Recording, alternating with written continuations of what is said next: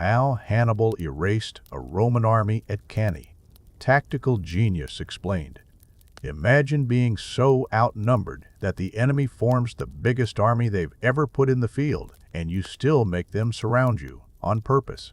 In 206 BC, Rome didn't come to Cannae to fight Hannibal. Rome came to end the Hannibal problem. 2 years earlier, Hannibal Barca had crossed the Alps and started tearing holes in Roman confidence. Trebia, Trasimene, ambushes, traps, humiliations. Rome was done playing defense. So they did what great powers do when they get angry. They raised a massive force, picked a battlefield, and tried to crush the threat with weight. Cannae wasn't just a battle, it was a referendum. If Rome wins, the invasion collapses, allies stay loyal, the Republic breathes again. If Rome loses big. Italy starts asking a terrifying question: is Rome still inevitable?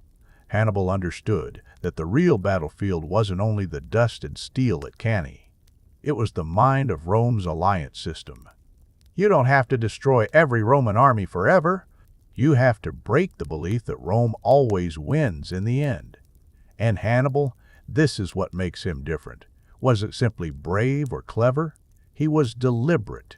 He was a commander who could look at a stronger opponent and say, "Good, let them do what they're confident in. I'll turn their confidence into a weapon against them." Hannibal's advantages were obvious.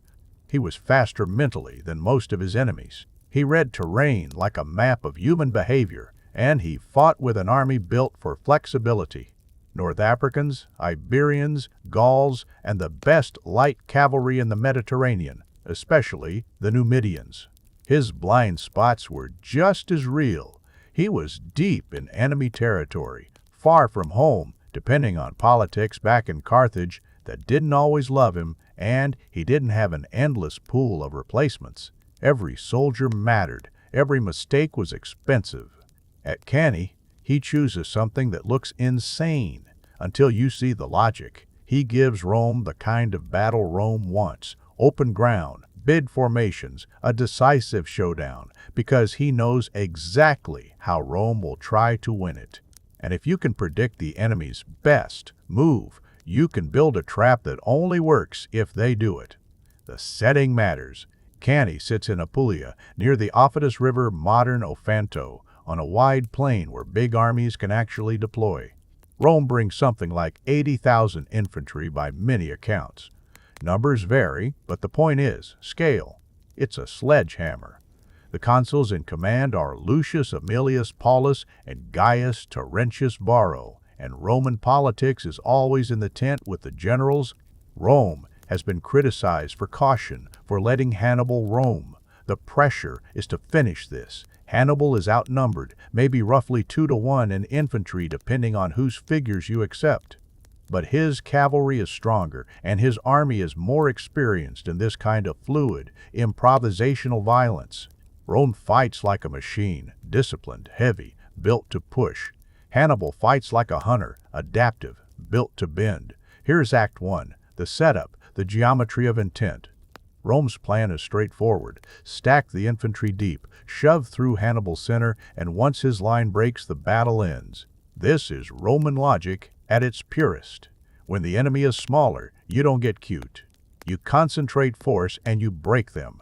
Hannibal's plan is not to hold the center like a wall. It's to shape the Roman attack like a funnel. He places his less reliable infantry, Gauls and Iberians, in the middle, and he forms them in a slight bulge outward, a convex curve facing the Roman mass.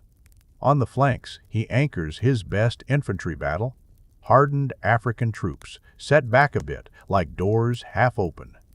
And on the wings he places cavalry designed to win fast, heavier cavalry on one side, Numidian light cavalry on the other, built to distract, delay, and pull attention. If you're Rome looking at this, you think, perfect. The enemy center is forward. That's where we hit. We'll punch through the middle, split him, and the flanks won't matter because the core will collapse first. The opening clash is a collision of styles. Roman infantry advances like a tide, dense, heavy, confident. Hannibal's center absorbs the pressure and gives ground, but not in panic, it yields. And that's the first sign something is wrong. The Romans are getting what they want too easily.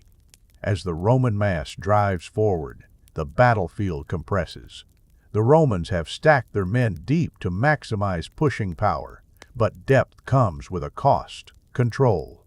In the crush, units can't easily maneuver. The front ranks are fighting, the ranks behind are pushing, and the whole formation becomes one heavy, forward-moving block. Mini lesson. After Act 1, if you can predict where the enemy thinks the decisive point is, you can prepare that point to be the least honest part of your formation. A great commander doesn't only deploy troops, he deploys expectations. Act 2 is the turning point, where pressure becomes a trap. The Roman center keeps pushing, the Gauls and Iberians keep yielding. The bulge in Hannibal's line begins to flatten, then bend inward. What looked like a Roman breakthrough becomes a Roman wedge driven into a narrowing pocket. This is controlled collapse, the hardest thing to do in warfare without turning into real collapse. Hannibal's center retreats step by step, drawing the Romans deeper, shaping them, tightening them. The Romans, sensing the enemy giving way, double down. They feed more men forward. They compress even more. They commit. And then the doors start closing. On the flanks, Hannibal's cavalry wins. On one side, heavier cavalry smashes the Roman horse and drives it off. On the other, Numidian riders harass, distract, and keep Roman cavalry busy long enough for the decisive wing to break free. Once Roman cavalry is routed, Hannibal's horsemen don't just celebrate a win, they become a weapon with mobility Rome can't match. At the same moment, Hannibal's African infantry on the flanks begins to pivot inward, not rush, not chase. Pivot, like hinged doors swinging shut. These are disciplined troops, the kind that can execute a maneuver while surrounded by noise and fear. The Roman infantry in the center is now packed tight, facing forward, still trying to finish what it thinks is a collapsing enemy. It doesn't realize it is becoming the center of a closing circle. Then Hannibal's cavalry returns, not to duel, but to seal the back. The Romans are now encircled, front, sides, and rear. This isn't a neat circle on a map, it's a living trap. The Romans are so dense they can't turn efficiently. They can't redeploy. They can't withdraw in an orderly way. Their strength, mass, has turned into a cage. Mini lesson after Act 2. The most decisive tactics aren't about surprise, they're about inevitability. Hannibal didn't outfight Rome. He engineered a situation where Rome's strength became a constraint, where forward momentum became a trap, and where victory required Rome to stop doing the very thing Rome believed in. Act 3 is the outcome, and the cost of being trapped inside your own momentum.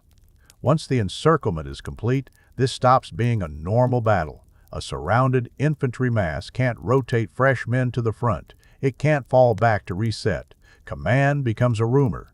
Orders can't travel. The rear ranks push because they think the front is winning and need support. The front ranks can't step back because there is nowhere to go. Men are fighting in a tightening space, shoulder to shoulder, with less room every minute. Not everyone can even reach the enemy.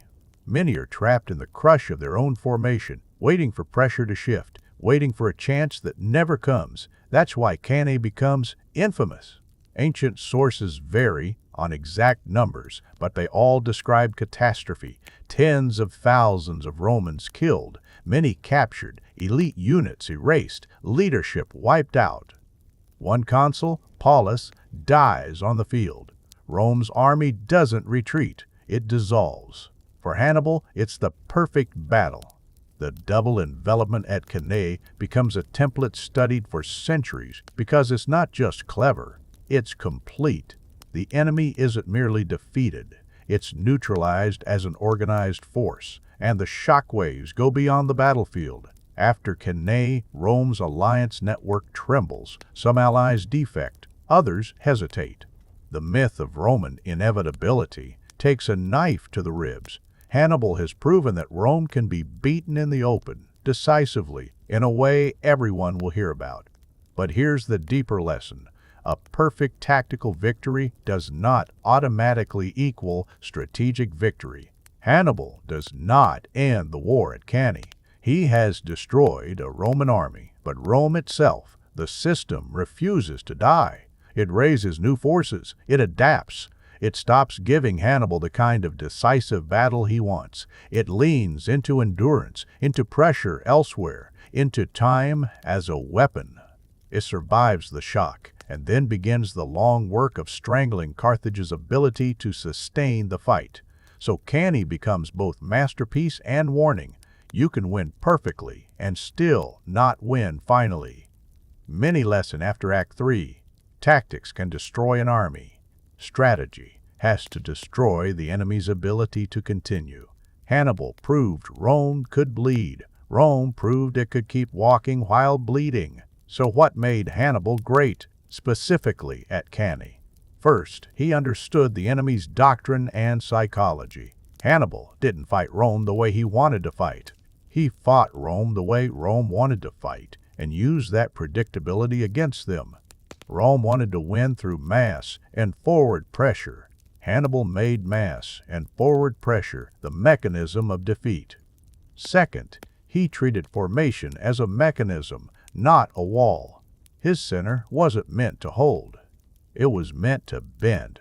His flanks weren't just strong points, they were doors. His cavalry wasn't just a screening force, it was the locking bar on the trap.